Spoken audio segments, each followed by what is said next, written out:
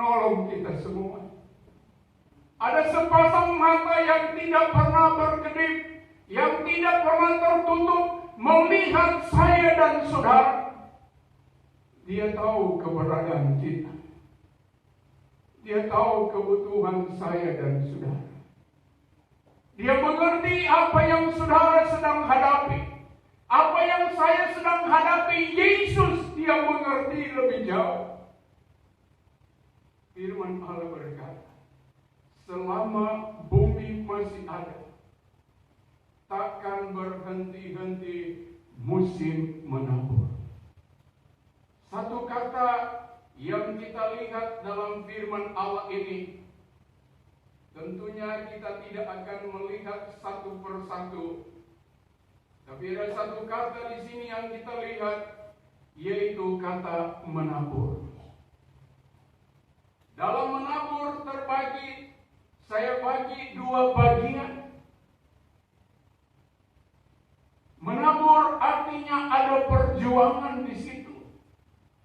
Dan yang kedua, ada benih yang harus kita tabur. Yang pertama kita lihat, selama bumi masih ada, firman Allah berkata takkan berhenti-henti musim menabur dan musim menuai. Dingin atau panas, kemarau atau hujan siang dan malam, perjuangan manusia belum berhenti sampai di situ. Saya dan saudara masih dalam perjuangan. Bagaimana kita bisa mewarisi kerajaan Allah itu? Bagaimana bisa saya dan saudara bisa sampai kepada tujuan itu? Bukankah tujuan saya dan saudara adalah surga yang indah yang Tuhan sudah siapkan? Surga yang mulia yang Tuhan siapkan bagi saya dan saudara. Kita sedang berjuang di tengah-tengah bumi ini. Kita sedang berjuang di dalam dunia ini. Sebab itu selama saya dan saudara masih ada kesempatan untuk kita bisa memuji kepada Tuhan, untuk kita bisa tinggal dalam dunia ini, dan untuk kita bebas memuliakan Tuhan punya nama. Kita maju terus di dalam Tuhan. Sekalipun berat rasanya perjuangan kita, di penghujung akhir zaman ini, manusia diperhadapkan dengan kata perjuangan. Suka atau tidak suka, manusia harus berjuang. Satu contoh dalam Alkitab, seorang petani, sebelum dia menaburkan benih itu, sebelum dia mendapatkan hasil yang terbaik, petani ini dia harus garap. Dia harus bersihkan ladang yang harus dia tanami benih itu. Ada perjuangan yang berat. Ada perjuangan yang luar biasa yang dihadapi seorang petani ini. Karena saya waktu masih muda, saya adalah seorang petani, saudara. Di kampung saya, orang tua kami punya sawah. Saya mulai kerjakan dan saya lihat tidak berbeda jauh dengan usaha daripada Ibu Gembala Empang. Harus dibersihkan dulu. Kalau ada rumput yang tebal harus disingkirkan. Kalau ada duri yang tajam dikeluarkan, saudara, supaya dia tidak tumbuh dan mengganggu benih yang akan ditanam. Ini perjuangan, saudara. Mungkin saudara sedang berjuang dengan usaha saudara, dengan pekerjaan saudara-saudara. Sebagai seorang pekerja di tengah-tengah bumi ini, di tengah-tengah dunia ini, berjuanglah terus sampai Yesus datang kali yang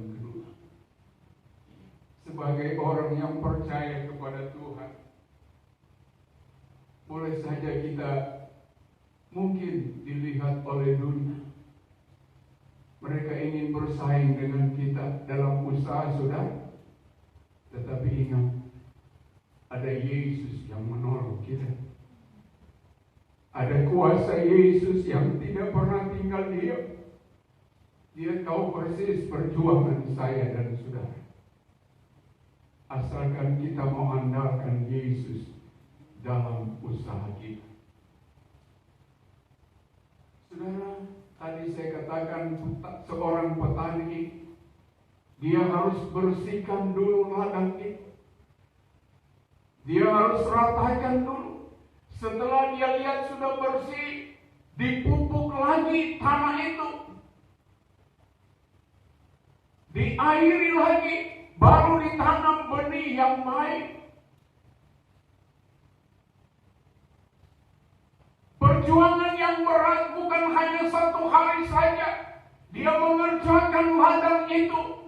Tetapi sampai beberapa hari ke depan, baru bisa ditanami padimu. Benih yang menghasilkan yang baik. Dalam 1 Korintus pasal yang ke-10, kita lihat sebentar ayat ini. 1 Korintus pasal yang ke-10. Iya.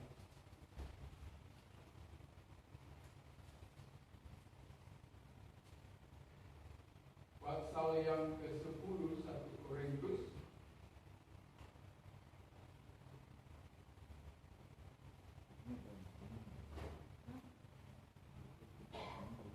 Kitab saya karena baru, saudara,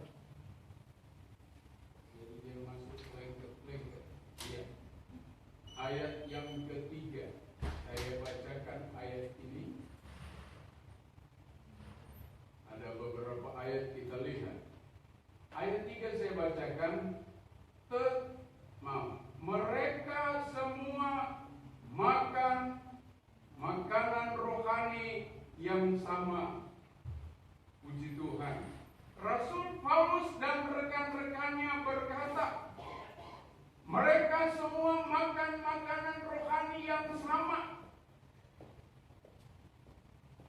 Demikian juga saya dan saudara. Kita sedang berjuang di dalam dunia ini. Kita sedang berjuang di tengah-tengah bumi ini. Selama saya dan saudara masih berpijak dalam bumi ini, kita diperhadapkan dengan berbagai macam perjuangan. Terutama usaha pekerjaan saudara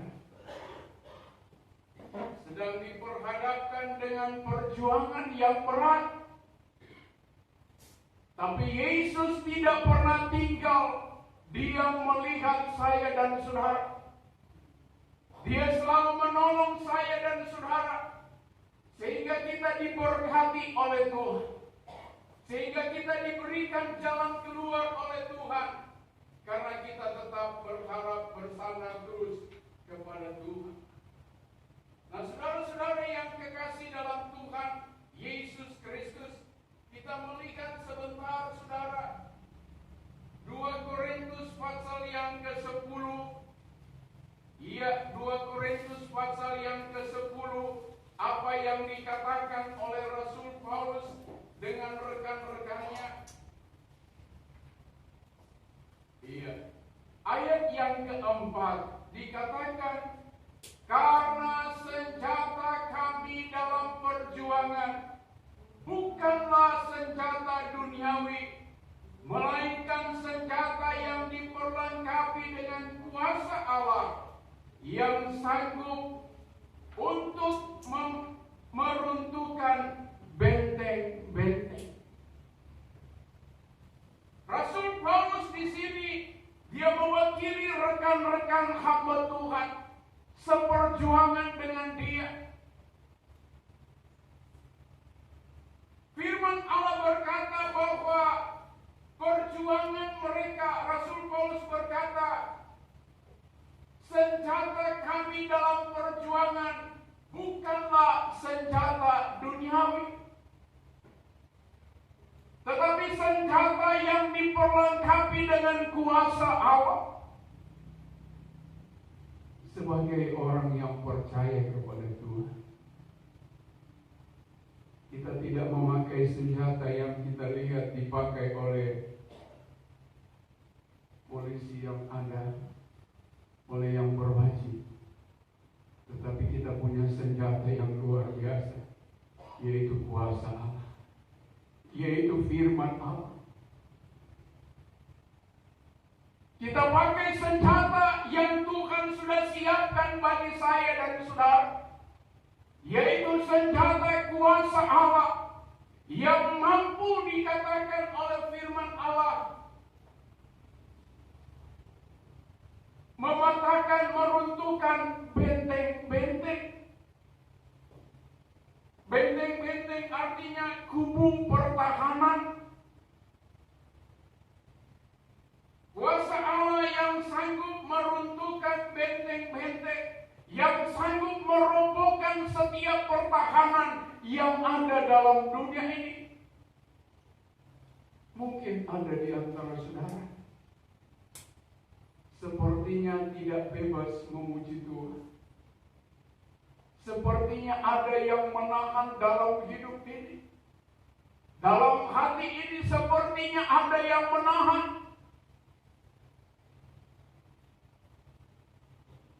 Ada kuasa Allah yang sanggup meruntuhkan itu.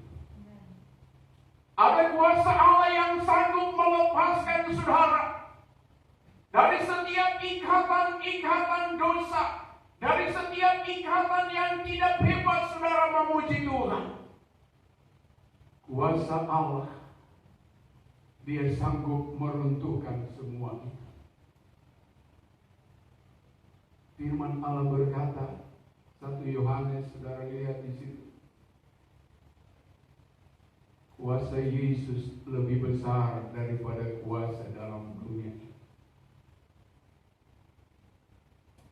Kuasa Tuhan yang diberikan kepada kita lebih besar daripada kuasa yang ada dalam dunia ini.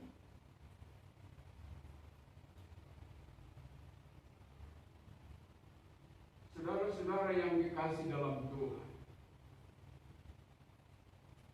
apa yang menyebabkan manusia itu sepertinya tidak bebas memuji Tuhan? Mungkin ada sesuatu hal yang mengganjal hati dia, sehingga dia tidak bebas memuji Tuhan. Tapi mari kita kalahkan itu dengan kuasa Allah. Karena kita ini adalah anak-anak Tuhan, orang yang percaya kepada Tuhan. Dia sudah panggil 4 orang semua. Dia panggil supaya kita tetap kuat di dalam Tuhan. Ayat yang kelima, saya tambah 1 buah ayat dalam 2 Korintus 10 ayat 5. Kami mematahkan setiap siasat orang dan merubuhkan setiap kubu yang dibangun oleh keangkuhan manusia untuk menentang pengenalan akan Allah. Kami menawan segala pikiran dan melakukannya kepada Kristus. Rasul Paulus dia berkata, kami mematahkan setiap siasat orang, terutama pribadi saya dan saudara. Kadang-kala dari pribadi kita sendiri, kita mematahkan itu dengan kuasa Allah.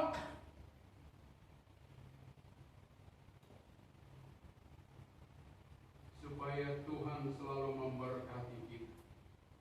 Siasat artinya, kalau saya catat di sini, saya lihat dalam kamus adalah taktik. Banyak alasan, banyak dalil. Kenapa Brurses nggak datang ibadah? Dia bikin banyak alasan, saudara. Makanya Tuhan panggil saya dan saudara, tidak pernah Tuhan paksa saya dan saudara. Betul atau tidak? Nggak pernah dia paksa. Sebab kalau Tuhan paksa, dia so tahu bahwa manusia itu banyak tingkah. Betul, saudara?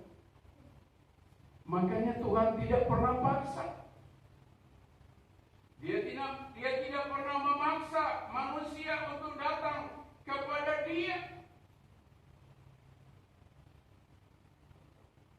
Angku artinya congkak atau sombong.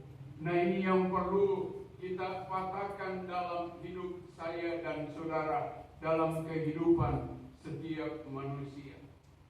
Saudara-saudara yang kekasih dalam Tuhan, ada satu buah ayat 1 Tesalonika. Kita lihat sebentar 1 Tesalonika pasal yang kelima. Iya, 1 Tesalonika pasal yang kelima. Ada satu buah ayat di situ. Iya, ayat yang ke-15 saya bacakan. Perhatikanlah supaya jangan ada orang yang membalas jahat dengan jahat, tetapi usahakanlah senantiasa yang baik terhadap kamu masing-masing dan terhadap semua orang. Firman Allah mengingatkan kepada saya dan saudara, kepada setiap orang yang sudah dipanggil oleh Tuhan. Firman Allah berkata, perhatikanlah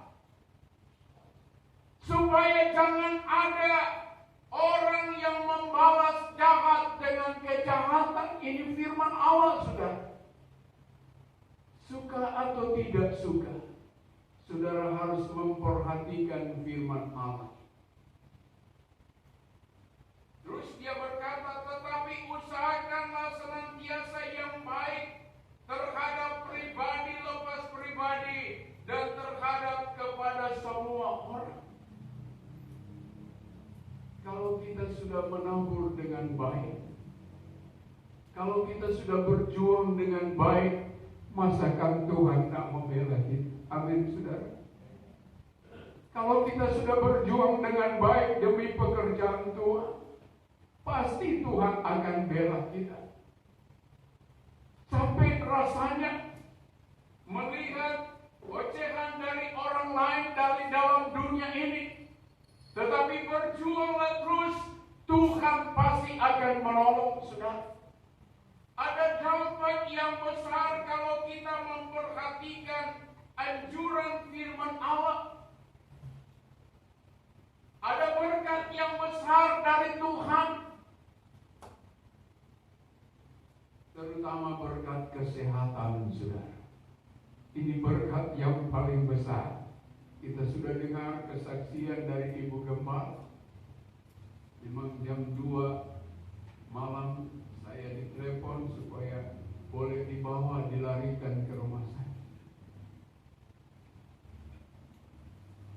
Dan Tuhan atur sedemikian rupa sehingga kita sudah lihat bersama-sama bagaimana berkat yang besar yang dialami oleh Ibu Gembala. Tuhan menolong, saudara. Nah, saudara yang kekasih dalam Tuhan, ada dampak yang besar kalau kita memperhatikan anjuran firman Allah ini. Sebab ada berkat yang besar. Biar dunia bikin jahat pada orang, tapi orang jangan membalas itu kejahatan. Amin, saudara. Kasih biar juga Tuhan yang menilai, saudara.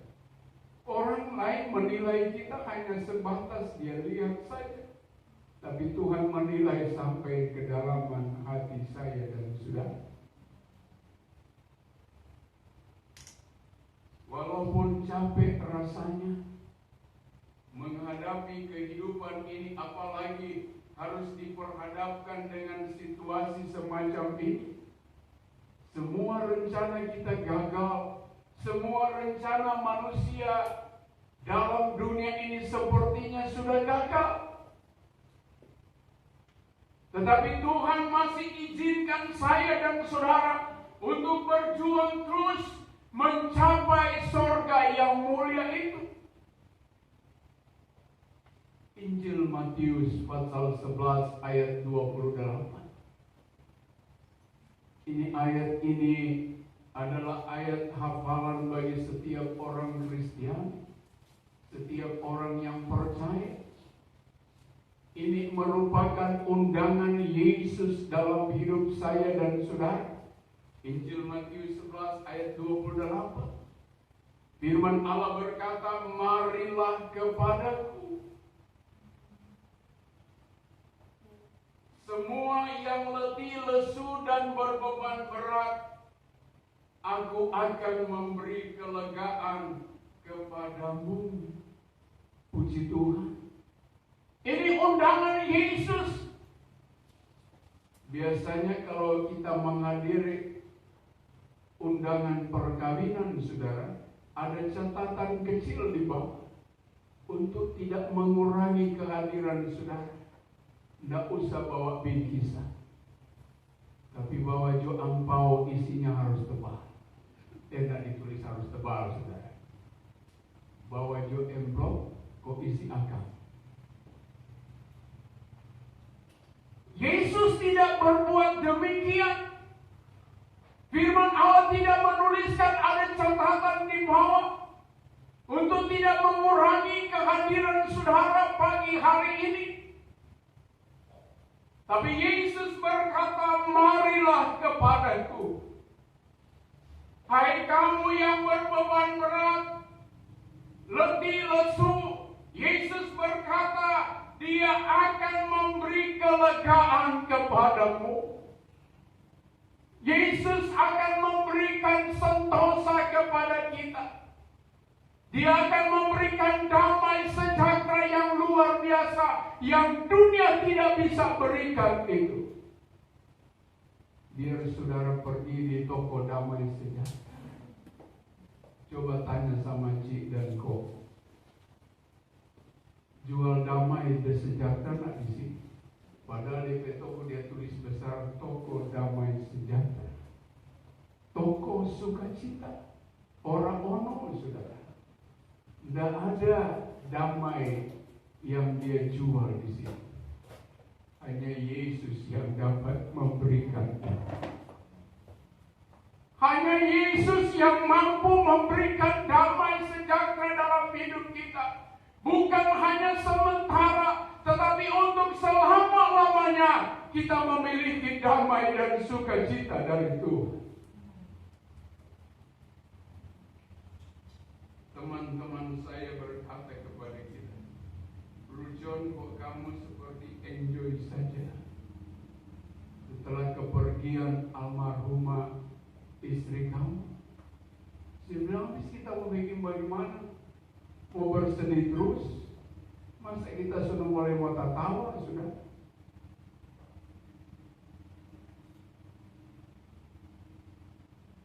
Lantas ada berbagai macam ragam yang mereka tanyakan. "Bro John, daripada tuh anak lama-lama, Bro John jauh lebih dulu married, saudara." Saya bilang, saya belum ada rencana. Tetapi perencanaan itu berjalan terus. Karena yang lebih dulu berencana kan anak saya. Saya belum. Tapi kalau Tuhan susah dia, apa boleh buat, saudara? Puji Tuhan. Nah, saudara-saudara yang kekasih dalam Tuhan Yesus Kristus, ada perjuangan yang besar. Ada perjuangan yang berat, kita sudah capek bekerja. Dunia masih omongin kita. Tidak apa-apa. Yang penting kita ada di dalam Tuhan. Yang kedua, kita kembali pada ayat pokok, saudara. Kejadian pasal yang ke-8 tadi. Yang kedua tadi saya katakan menabur. Ada dua bagian perjuangan. Dan yang kedua adalah benih. Yang kedua adalah benih, saudara. dan menuai dingin dan panas, kemarau dan hujan, siang dan malam. Ini saudara, ada benih dan saudara-saudara, menjadi satu pertanyaan bagi saya dan saudara. Benih apa yang sedang kita tabur? Selama kita iring kepada Tuhan, selama kita menjadi anak Tuhan, benih apa yang sudah kita tabur? Hari-hari ini sudah menjadi pertanyaan saya dan saudara. Benih apa yang saya dan saudara sudah tabur? Sebagai orang yang percaya kepada Tuhan Yesus Kristus, firman Allah berkata dalam Injil Matius pasal yang ke-13 ayat 23. Di situ dituliskan, yang ditaburkan di tanah yang baik ialah orang yang mendengar firman Tuhan dan mengerti, dan karena itu ia berbuah. Ini sudah. Makanya tadi saya katakan timbul satu pertanyaan, benih apa yang saudara sudah tabur? Benih apa yang saya sudah tabur selama saya menjadi anak Tuhan? Jawaban firman Allah, yang ditabur di tanah yang baik ialah orang yang mendengarkan firman Tuhan dan mengerti, dan karena itu ia berbuah. Kalau kita menabur benih yang baik, selama kita iring kepada Tuhan, maka kita diberkati oleh Tuhan. Kita akan berbuah banyak, kata firman Allah. Sebab itu menaburlah yang baik, saudara.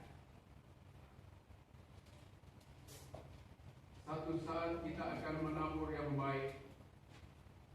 Orang yang menabur kebaikan akan mendapat hasil yang baik. Orang yang menabur baik, sekalipun mungkin ada orang yang tidak suka dengan pekerjaan kita, dengan usaha kita, itu akan terlihat buahnya, saudara. Asal kita tetap bertahan di dalam Tuhan. Sekarang pekerjaan lelaki bisa dikerjakan oleh wanita, saudara. Saya juga heran, kalau dulu tahun 70-an, saudara, tidak ada perempuan masuk sekolah STM. Tapi sekarang perempuan sekolah di STM, dia sekolah teknik, makanya dia bisa kerjakan, laki-laki punya kerja. Dia bisa naik di tiang listrik, dia bisa naik di genteng karena dia sudah belajar. Saya sendiri paling takut kalau naik di genteng, saudara. Sepertinya sudah mau jatuh. Tapi itu yang terjadi, saudara. Nah, saudara-saudara yang kekasih dalam Tuhan Yesus Kristus, benih apa yang saudara dan saya sudah tabur? Selama kita mengiring Tuhan, selama kita menjadi anak Tuhan, taburlah yang baik, saudara. Nanti itu akan mengeluarkan buah yang baik. Firman Allah sudah menjawab, yang ditabur di tanah yang baik itu akan mengeluarkan hasil yang baik. Sebab itu biar kita mau maju terus di dalam Tuhan, Tuhan pasti akan menolong. Sebagai ayat terakhir 2 Korintus pasal yang ke-9, saya bacakan ayat ini. 2 Korintus 9 ayat yang ke-10 saya bacakan. Ayat 10, 2 Korintus 9. Ia yang menyediakan benih bagi penabur dan roti untuk dimakan, ia juga akan menyediakan benih bagi kamu dan melipat gandakannya dan menumbuhkan buah-buah kebenaranmu. Amen. Haleluya. Tuhan yang akan menyediakan benih bagi penabur, bagi saya dan saudara. Bukan hanya disediakan, tetapi Dia siapkan juga makanan bagi saya dan saudara. Asalkan kita menabur dengan baik, saudara. Kalau kita menabur dengan baik, sekali lagi masa Tuhan tidak perhatikan kita. Orang lain juga perhatikan kita. Terlebih Tuhan Yesus Kristus. Dia siapkan makanan. Roti berbicara makanan. Dia tumbuhkan benih yang kita sudah tanam. Sebab itu, biar kita mau tabur benih yang baik supaya akan bertumbuh dengan baik dan hasilnya yang baik, saudara. Kalau usaha saudara mungkin sedang mandek, jangan takut. Ada Yesus yang menolong, saudara. Ada kuasa Yesus yang menolong, saudara. Tuhan izinkan saudara harus alami demikian. Bukan Tuhan tidak sayang, tapi Dia melihat iman percaya saudara. Sampai di mana apakah saudara bisa bertahan atau tidak di dalam Tuhan. Puji Tuhan, saya tidak panjang lebarkan penyampaian firman Allah pada pagi hari ini. Kiranya Roh Kudus mampu memeteraikan lebih lanjut lagi dalam hidup saya dan saudara. Mari kita tunduk kepala sama